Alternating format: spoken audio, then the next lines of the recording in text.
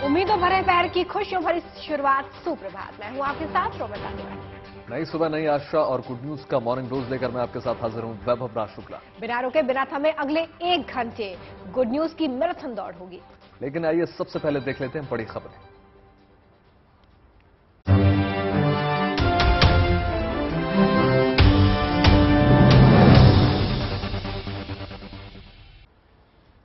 आज शुभ समाचारों में सबसे पहले बात हम करेंगे खेलों के मेगा इवेंट की।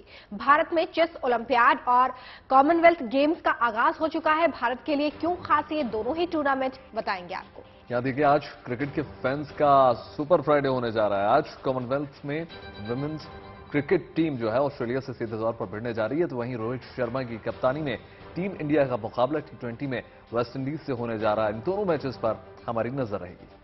शुभ समाचारों में बात बाढ़ के बीच मिशन जिंदगी की भी आज करने वाले हैं। बताएंगे कैसे उफान के बीच शहर शहर जिंदगी को बचाने की मुहिम चल रही है और बादलों ने देश के तमाम हिस्सों में कैसे जमा रखा है कब्जा, इसकी तस्वीरें भी रखेंगे आपके सामने। जी हाँ, देखिए, बात उस आदर्श जेल की भी हम करने जा रहे हैं जहां नाउम्मीदी का अंधेरा नहीं है बल्कि उम्मीद का उजियारा है। क्या है इस जेल के कैदियों का वो हुनर जिसकी हर ओर तारीफ हो रही है, चर्चा हो रही है, आपको बताने जा रहे हैं। शुभ समाचारों में आपकी मुलाकात उस लड़की से भी करवाएंगे जिसने अपने जज्बे और लगन से सबका ध्यान अपनी ओर खींचा है। क्या है गुजरात की इस खुशहाली की कहानी। और अब बात वेस्टइंडीज में आज होने वाले T20 सीरीज के पहले मुकाबले की करेंगे। भारत और वेस्टइंडीज के बीच 5 मैचों की T20 सीरीज का पहला मुकाबला आज त्रिनिदाद के ब्रायन लारा क्रिकेट अकादमी में खेला जाएगा। भारतीय क्रिकेट टीम ने वनडे सीरीज में वेस्टइंडीज को 3-0 से सुपड़ा पहले ही साफ किया था इसके पहले वाले मैच में, जिसके चलते उसके हौसले अभी काफी बुलंद हैं। वनडे सीरीज के मुकाबले T20 सीरीज के लिए भारत ने बिल्कुल अलग टीम को भेजा है और कप्तान रोहित शर्मा समेत कई दिग्गजों की टीम में वापसी भी हुई है।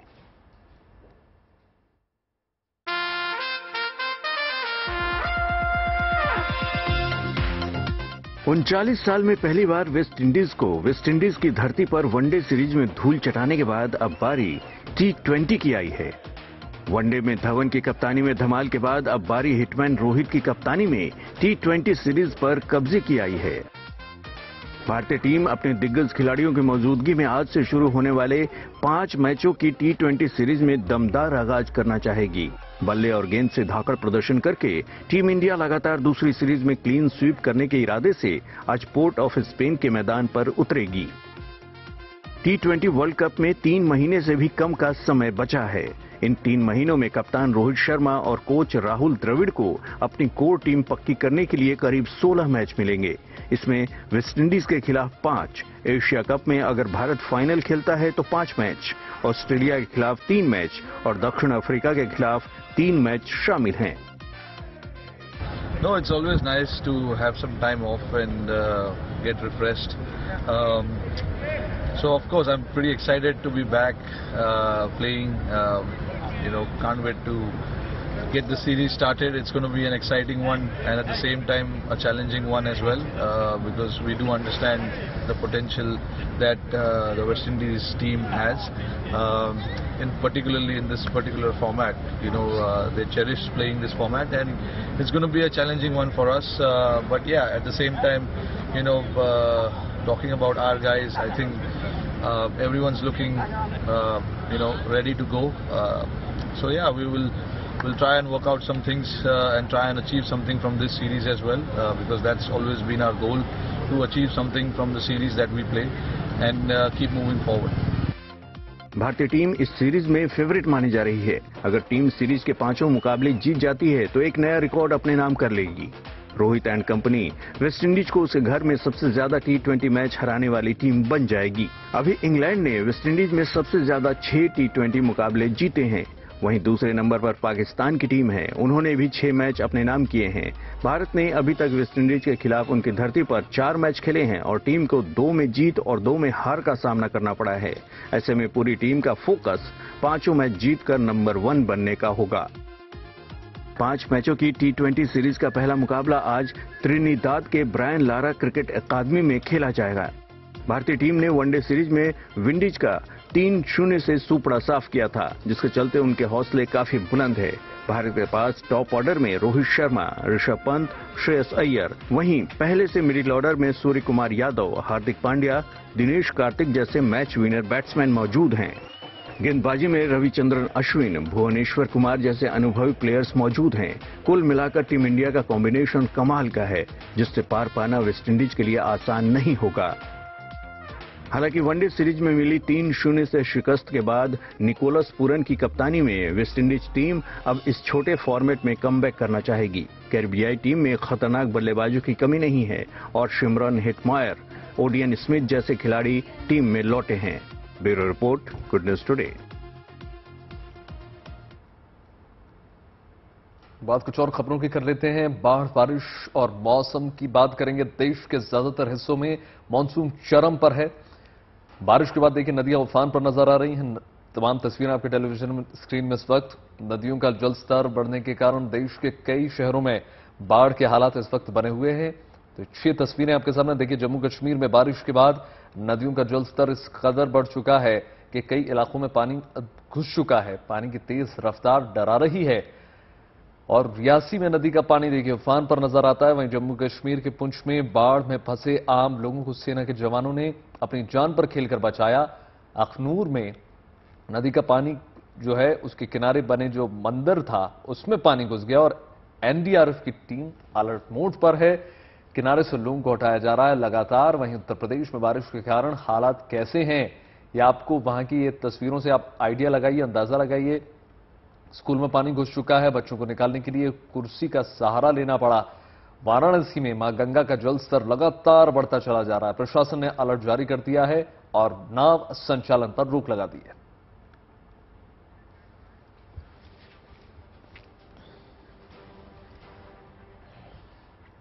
जिस जम्मू कश्मीर को धरती का स्वर्ग कहा जाता है, वहां पर सैलाब ने जमकर बर्बादी मचाई है। जम्मू से लेकर कश्मीर तक पानी डरा रहा है। कहीं मूसलाधार मुसीबत ने मुश्किलें बढ़ाई हैं तो कहीं बारिश के बाद लैंडस्लाइड ने जिंदगी पर ब्रेक लगा दिया है। इस मुश्किल हालात में भी सेना, एनडीआरएफ, एसडीआरएफ के जवान लोगों को बचाने का काम कर रहे हैं और मिशन जिंदगी को आगे बढ़ा रहे हैं।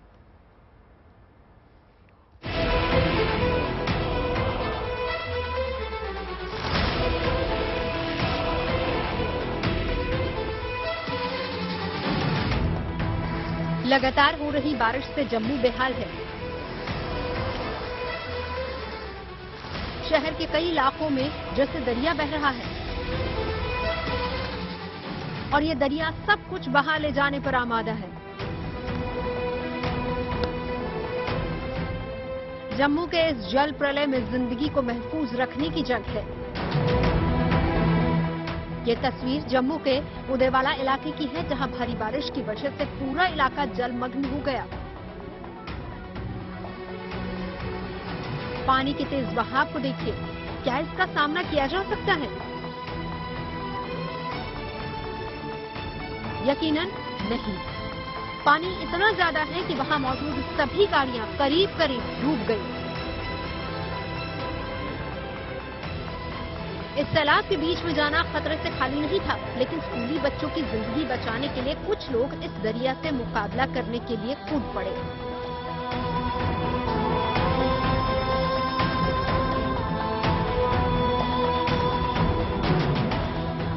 असल में अचानक जलस्तर बढ़ जाने की वजह से स्कूल की गाड़ियां भी फंस गई। बच्चों को वहां से निकालने का कोई तरीका ही नहीं था। इसके बाद कुछ लोग एक दूसरे का हाथ पकड़कर आगे बढ़ने लगे और बच्चों को मजबूती से थामकर अपने साथ निकालने लगे।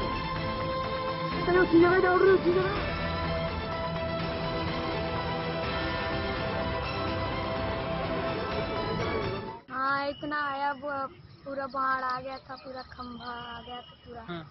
कितना डर लगा, फिर कैसे निकाला आपको? पूरा पानी यहाँ तक आ गया था, पूरा बड़े बच्चों ने निकाला। फिर कैसे लोगों ने निकाला बाहर? हाँ। इधर बहुत बाढ़ आ गया था, फिर बच्चे बहुत डर गए थे। फिर इसके बड़े बच्चे निकाले, फिर हम मैम को भी निकाले। फिर इधर स्थिति बहुत डर गए थे, बड़े बच्चे भी और मैम भी डर गए थे। छोटे छोटे तो बहुत डर गए थे। कंधे से उसको पकड़ के निकाले। फिर इधर रेस्क्यू टीम में कह रहे कोई नहीं आए थे इधर बचाने। हालांकि आसान नहीं था, लेकिन सही सलामत सभी बच्चों को बाहर निकाल लिया गया। अचानक आई तेज बारिश की वजह से ये पूरा इलाका पानी में डूब गया। पानी उतरा तो बच्चे अपना बस्ता वापस ले आए। लेकिन जम्मू की मुसीबत अभी खत्म नहीं हुई है, क्योंकि चिनाब में पानी खतरे के निशान से ऊपर बह रहा है। चिनाब नदी जो कि जम्मू संभाग के कई जिलों से गुजरती है, चिनाब नदी का जलस्तर खतरे के निशान को छू चुका है और इसीलिए प्रशासन ने लोगों से अपील की है कि वो नदी नालों के पास ना जाएं। फिलहाल स्थिति नियंत्रण में है, लेकिन कई इलाकों से खबरें आ रही हैं कि लोग बाढ़ में फंसे हुए हैं। श्री अमरनाथ जी के जो यात्री हैं, जो कि आज सुबह जम्मू से निकले थे कश्मीर घाटी की तरफ, उनको चंद्रकोट में रोक दिया गया है, जो कि रामबन जिले में, और वहां पर यात्री निवास भवन में उनको ले जाया गया है सुरक्षित तरीके से। तो स्थिति जो है इस समय नियंत्रण में है, लेकिन चिंताजनक है क्योंकि नदी नालों का जलस्तर काफी बढ़ चुका है। एक तरफ नदी डरा रही है तो दूसरी ओर जम्मू शहर की सड़कों पर नदी जैसे हालात हैं। बारिश के बाद ज्यादातर इलाकों में पानी जमा हो गया है। जम्मू कश्मीर के लगभग सभी जिलों में जो है भयंकर बारिश हो रही है, जिसके कारण कई इलाकों में जो है बाढ़ जैसी स्थिति उत्पन्न हो गई है। लेकिन जम्मू शहर भी इससे अछूता नहीं है। जम्मू शहर में भी आप देख सकते हैं कि ज्यादातर सड़कें जो हैं वहां पर जल भर चुका है, वाटर लॉगिंग की समस्या है। जम्मू ही नहीं, दूसरे इलाकों में भी हालात ऐसे हैं। कठुआ में सड़कों पर पानी जमा है और इस हद तक है कि ये स्कूल बस करीब करीब डूब गई। मूसलाधार बारिश में जिंदगी अस्त व्यस्त है। सड़कों से लेकर घरों तक बरसाती पानी ने कब्जा कर रखा है। बारिश की वजह से भूस्खलन की खबरें आ रही हैं और हाईवे पर सैकड़ों गाड़ियां फंसी हुई हैं।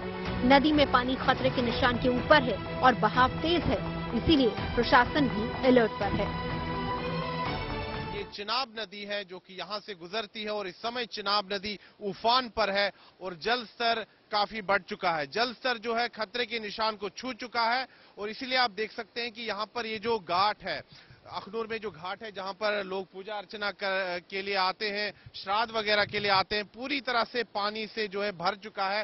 साथ ही में वहां पर मंदिर भी है, प्राचीन मंदिर है, इसके अंदर भी जल जो है चिनाब नदी का अंदर आ चुका है। तो इस समय यहां पर प्रशासन ने भी लोगों को ये हिदायत दी है कि वो नदी नालों से दूर रहें, क्योंकि नदी नालों के आसपास जाना जान को जो है खतरे में डालने के बराबर है।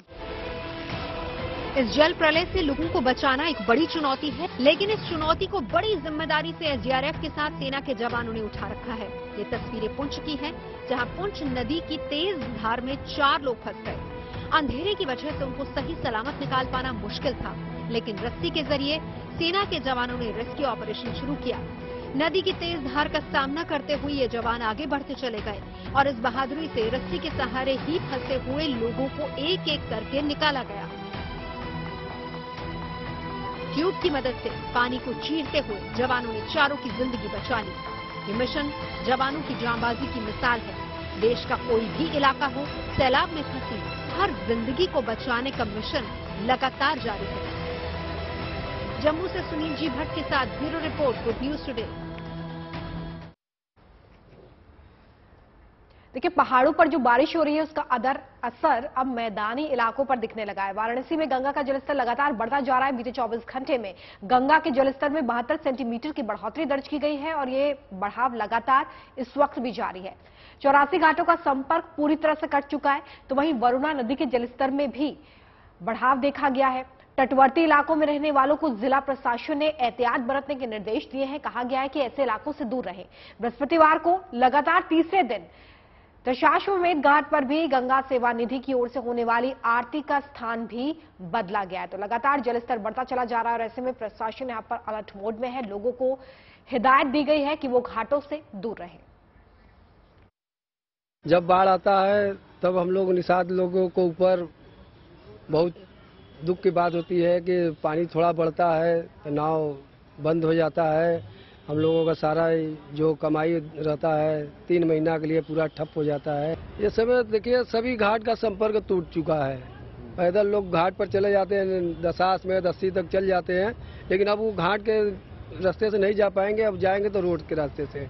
हम यहाँ पे गंगा घाट घूमने आए हैं, जहाँ पे पानी बढ़ जाने के कारण यहाँ पे हम घूम नहीं पा रहे हैं अच्छे से, और नौका विहार कुछ यात्रा भी नहीं कर पा रहे हैं। नाव बंद चल रहा है इस समय पानी बढ़ जाने के कारण।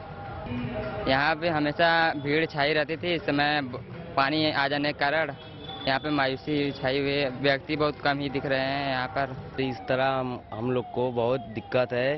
इस समय नाव भी बंद हो चुका है, पानी तेजी से बढ़ रहा है। 2-3 महीने इसी तरह परेशान रहेंगे हम लोग। नाव की परेशानी में हम लोग की कमाई सब बंद हो गया है।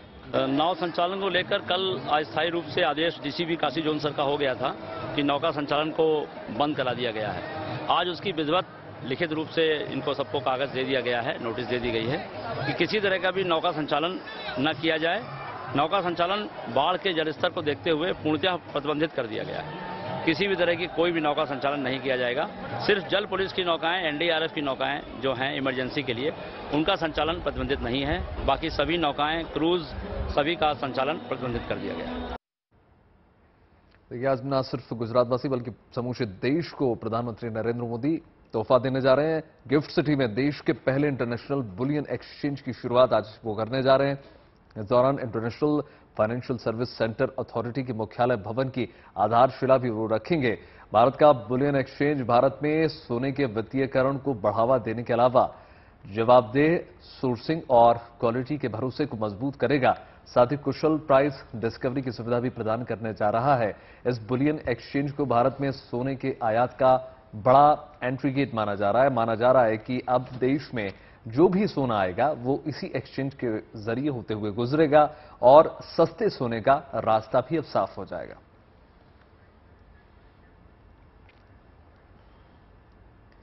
चलिए आपको बताते हैं कि क्या होता है बुलियन एक्सचेंज और ये काम कैसे करता है, और इसके लिए भारत में होने के आखिर क्या मायने हैं, ये आपको बहुत आसान भाषा में अब हम समझाने जा रहे हैं। आज प्रधानमंत्री गिफ्ट सिटी में इंडियन इंटरनेशनल बुलियन एक्सचेंज का तोहफा देश को दे रहे हैं। सोने चांदी जैसी कीमती धातुओं का बिजनेस बुलियन मार्केट के जरिए होता है। आम लोग सोना सराफा बाजार से खरीदते हैं, जबकि व्यापारी वायदा बाजार से सोना खरीदते हैं। बुलियन एक्सचेंज वो जगह होती है जहां पर सोने चांदी का व्यापार वायदा बाजार से होता है। बुलियन मार्केट की खूबी ये होती है कि ये कभी बंद नहीं होता है, यानी कि 24 घंटे खुला होता है। सोने चांदी के औद्योगिक इस्तेमाल से इसकी कीमत घटती और बढ़ती रहती है। बुलियन मार्केट को सोने के इन्वेस्टमेंट के लिए सबसे ज्यादा सुरक्षित स्थान माना गया है। बुलियन मार्केट एसोसिएशन दुनिया के देशों के साथ मिलकर सोने की कीमत तय करती है। भारत का IIBX ऐसा संस्थान होगा जो सोने के वित्तीयकरण को बढ़ावा देगा। इस एक्सचेंज से भारत को दुनिया के सराफा बाजार में अपना सही स्थान मिल सकेगा। अब आपको बताते हैं कि आखिर बुलियन एक्सचेंज बन जाने का क्या फायदा होगा, ये कैसे सोने के कारोबार की चमक को और ज्यादा बढ़ा देगा। भारत में बुलियन एक्सचेंज बनने से सोने की कीमत कम हो सकती है, ये एक अच्छी खबर है। दरअसल सोने की कीमत अक्सर डॉलर के उतार चढ़ाव पर निर्भर करती है। अंतर्राष्ट्रीय वजहों से भारत में सोने के दाम में तेजी बनी रहती है। भारत में बुलियन एक्सचेंज से सोने के दाम की जटिलता खत्म हो जाएगी। Bank, gold exchange, trade fund और MMTC जैसी सरकारी एजेंसियों को सदस्यता भी मिल सकेगी।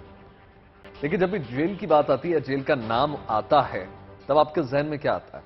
जेल की 4 दीवारों और सलाखों की तस्वीर उभरने लगती होगी, जिसमें एक सजायाफ्ता जो है जिंदगी काट रहा है। और लेकिन जबलपुर की अगर हम बात करें तो जबलपुर की केंद्रीय जेल में कैदियों को जीने की नई दिशा मिल चुकी है। उन्हें आत्मनिर्भर बनाने के लिए अनोखी पहल शुरू हो चुकी है। यहां सलाखों के पीछे कैद जो लोग हैं उनके घरों को रोशन करने में जुटे हुए हैं, जिसकी हर तरफ अब सराहना हो रही है।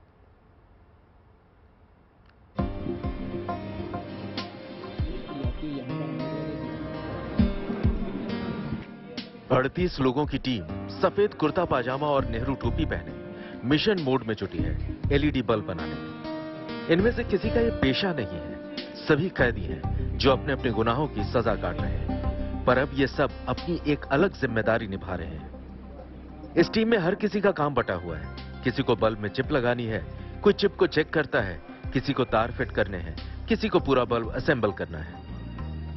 कैदियों के लिए ये पहल की गई है जबलपुर के नेताजी सुभाष चंद्र बोस केंद्रीय जेल में। यहां बल्ब तैयार करने के लिए खास जगह बनाई गई है, जहां बल्ब बनाने के लिए मशीनों का इंतजाम किया गया है। जैसे कुछ चीज बिगड़ जाती तो अपन वेस्टेज समझ के फेंक देते, लेकिन कई लोग बनवाते लेकिन इसकी कीमत नहीं मालूम रहती, कितना प्राइस लगना, क्या लगना, तो अपन लोग ने एक सामाजिक तौर से मतलब कम पैसे में लोगों का बिगड़ा हुआ सामान, वेस्टेज सामान बना के वापस जलाने का काम करते हैं। जेल प्रशासन की तरफ से योजना आई कि इसमें प्रशिक्षण लेना है, तो एलईडी में, तो हमने एलईडी में अपना नाम लिखवाया और 3 महीने का ट्रेनिंग लिया सर, और उसमें हम आज कंप्लीट हो गए सर। जेल प्रशासन की इस पहल का दोहरा फायदा है। एक तो कैदियों की कमाई बढ़ती है और दूसरा बाजार में बल्ब की मांग पूरी होती है। महज 11,000 रुपए में शुरू हुए इस प्रोजेक्ट का नतीजा शानदार रहा है। कान्हा ब्रांड के नाम से जेल में बने बल्ब को बाजार में उतारा गया है। इसकी कीमत सिर्फ 85 रुपए रखी गई है, यानी यहां बने बल्ब बाजार में दूसरे एलईडी बल्ब के मुकाबले काफी सस्ते हैं। 38 कैदियों की इस टीम को बल्ब बनाने से पहले आईटीआई से ट्रेनिंग दिलवाई गई थी।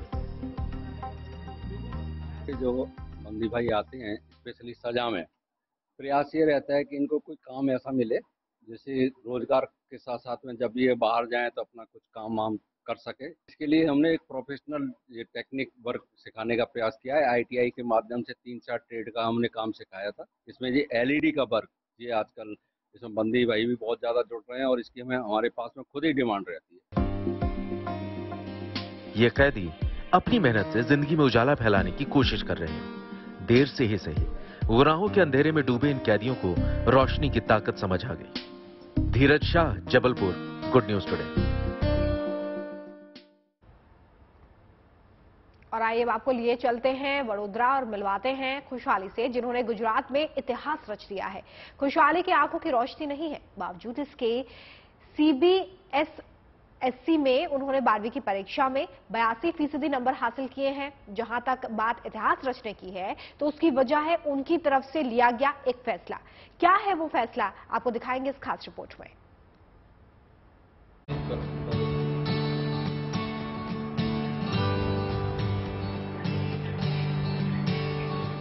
तस्वीरों से आपको समझने में देर नहीं लगी होगी कि खुशहाली दूसरी आम लड़कियों से अलग है। वो देख नहीं सकती, लेकिन सच ये भी है कि खुशहाली के अंदर पढ़ने की लगन है, मेहनत करने का जज्बा है। तभी तो इसने अपने नाम गुजरात में एक रिकॉर्ड बना डाला। वडोदरा की रहने वाली खुशहाली ने सीबीएसई बोर्ड से 12वीं की परीक्षा दी।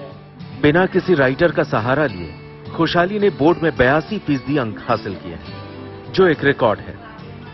नॉर्मल स्कूल में पढ़ते वक्त मुझे ये पहली चिंता थी कि मैं जो अन्य विद्यार्थी हैं उनके साथ कैसे व्यवहार कर सकूंगी, क्योंकि वो कुछ विद्यार्थी जो होते हैं वो इशारे से भी बात करते हैं। पहले तो मेरे मम्मी पापा चाहते थे कि ये शैडो टीचर से अगर हम पढ़ते रहेंगे तो हम कभी इंडिपेंडेंट नहीं बन पाएंगे। मुझे ये खुशी है कि अपना एग्जाम में खुद लिख पाए, क्योंकि राइटर्स जब लिखते हैं तो हमेशा ऐसा ही फील होता है कि मैं एग्जाम नहीं लिखती।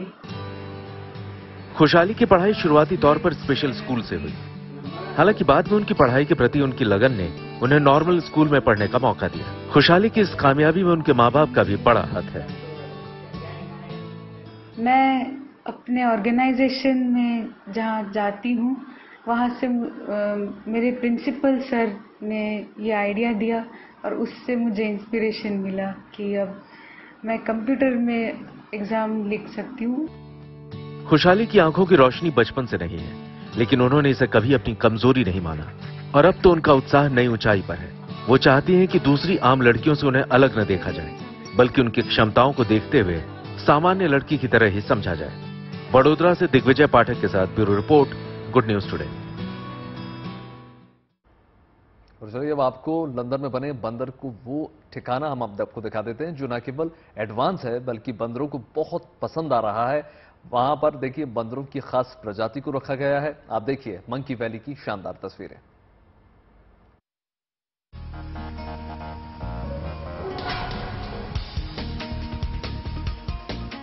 यहाँ परिंदा भी पर नहीं मार सकता, क्योंकि ये इलाका बंदरों का है। यहाँ दूसरे किसी भी जानवरों के लिए नो एंट्री है। ZSL लंदन चिड़ियाघर में बंदरों के लिए खास तौर पर एक मंकी वैली तैयार की गई है। गुरुवार को इस मंकी वैली का अनावरण किया गया। लंदन में अपनी तरह का ये पहला मंकी वैली है जिसमें काले और सफेद कोलोबस बंदरों को रखा जाएगा।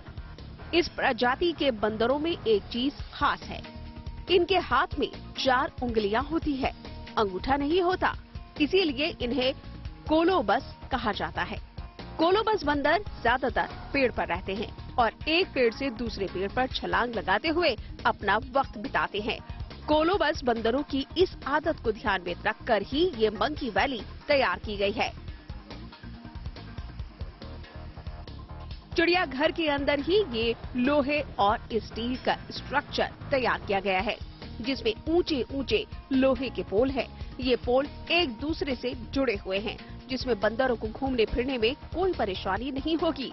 ये पूरा स्ट्रक्चर स्टील के तारों से घिरा हुआ है, ताकि ये अपनी रिहाइश में चैन से रह सके। ना तो ये यहाँ से बाहर जा सकेंगे और ना ही कोई इस वैली के अंदर आ सकेगा। कोलोबस प्रजाति के बंदरों के संरक्षण के लिए ये पहल की गई है। इससे इनके प्रजनन में बाधा नहीं होगी। जंगली वनों की अंधाधुंध कटाई से कोलोबस प्रजाति के बंदर खतरे में हैं। लेकिन इस मंकी वैली में इन्हें छलांग लगाने के लिए पेड़ भी खूब लगा दिए गए हैं। हरे भरे पेड़ पौधों को लगाकर हरियाली का पूरा ध्यान रखा गया है। यहाँ घूमने आने वाले पर्यटकों को मध्य अफ्रीका से हरे भरे पहाड़ी जंगलों के बीच से गुजरने का एहसास होगा। वैली की दोनों तरफ नहर है, जिससे बोट से गुजरते हुए मंकी वैली का 360 डिग्री दीदार किया जा सकेगा। Bureau report, good news today.